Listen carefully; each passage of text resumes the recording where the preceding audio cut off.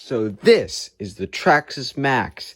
This is my Traxxas Max, and today I'm going to be telling you what is the difference between version 1 and version 2 of this epic WideMaxx upgrade kit.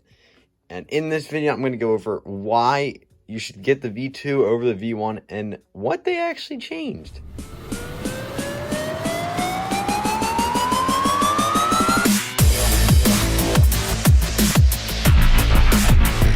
Now, as many of you may know, the the Max has been out for about 2 years now, I think it has been. And it is an epic truck. I recently got it this Christmas, and so far I've been absolutely impressed with it. So, the stock arms here were these black A-arms. They sat right there at the same length as the wider ones. And there you can see a good representation of how much wider these WideMaxx kit arms are. So they actually are a good bit longer if you really look at it. Like, that's the stock, that's WideMaxx. So you got a lot of extra wide space to help you with those tighter turns, because we do have this issue with the rolling of this truck, and it may be because these shocks are actually in the back of these A-arms instead of the front, just like all the other cars should be.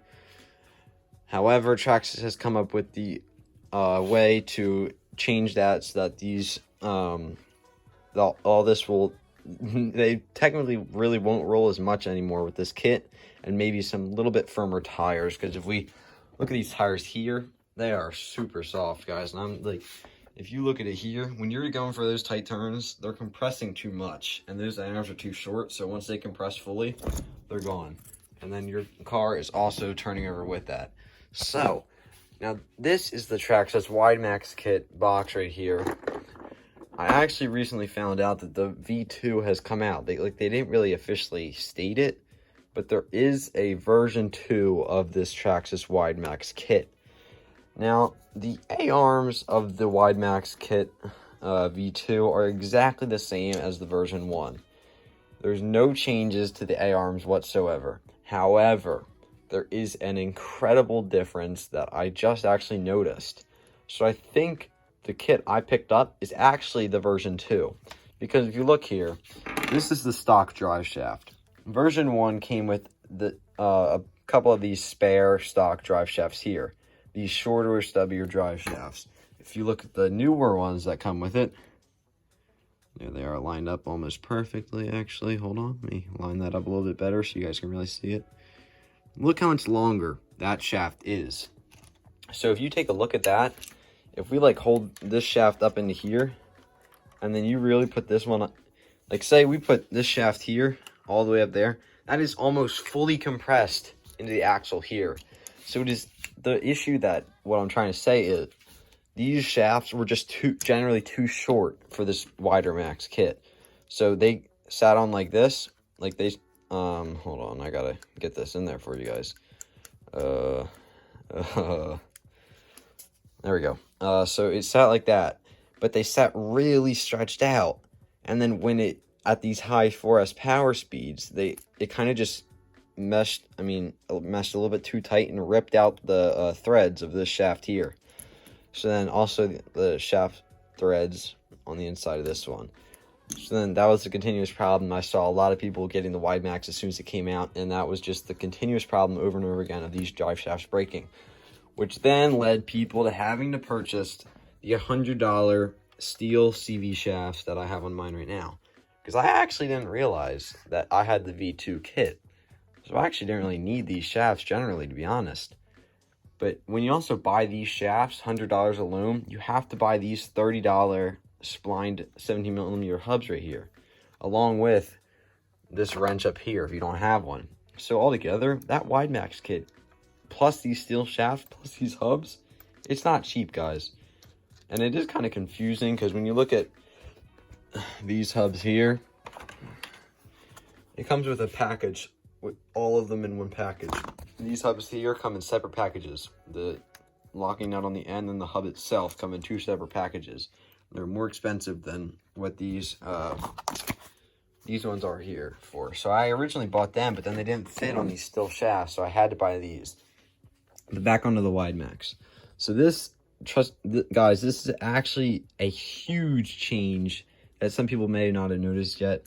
But I mean, guys, look at the size difference. You're gonna save $100 right here, guys. 100 plus more, 130 plus. Oh my gosh, like, guys, you are really going to save a lot of money with these shafts.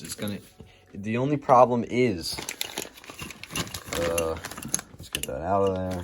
Oh, here, they're stuck in there. But look, tiny little E-clips. So these stock shafts actually come with tiny little baby E-clips on there, and they secure the ball joint on the inside from popping out. So you're gonna have to, that's the only thing I don't like about that. You're gonna have to go through and take each one of those E-clips out and then pop it and change it into these ones. So it may kind of take you a little while if you have to do that. That's another reason I wanted the steel one so bad, because I really didn't want to do that. But if you guys are a little bit insecure about how to take out these E-clips, there's a couple of videos. We don't have one personally, but I've seen a couple other guys with videos, like including Razor RC and a couple other guys who have made videos on how to get that E-clip out. So you can go check out that guy's channel, Razor RC. He's a pretty helpful dude. But check his channel out on how to get that out. And then this WideMaxx kit should really help your car a lot, guys.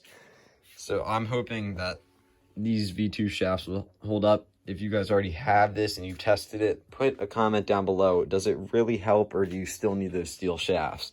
Because to me, those things don't look too bad, guys. I think those are going to work.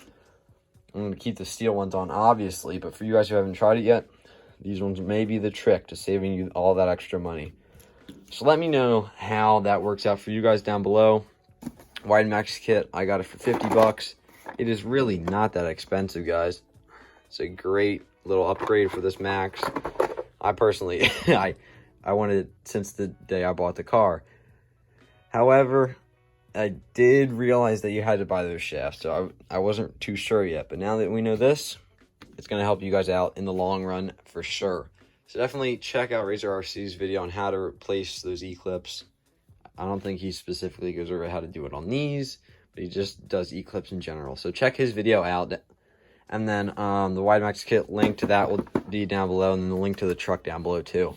But guys, I think this is going to be a huge step up for this WideMaxx and the Max itself. So let us know if you've tried this down below in the comments, and I will see you in the next video.